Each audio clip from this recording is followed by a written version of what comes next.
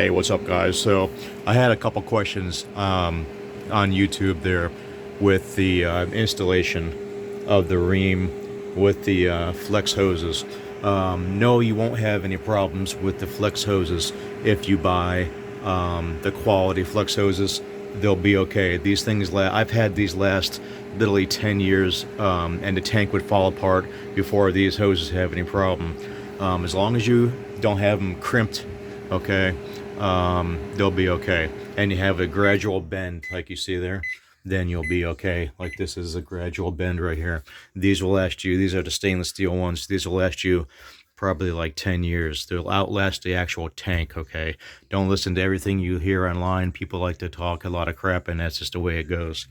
Now, if you buy the cheap hoses, you can have problems with the cheap hoses, okay?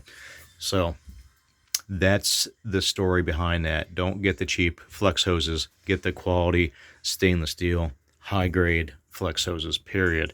And you won't have any problems. All right?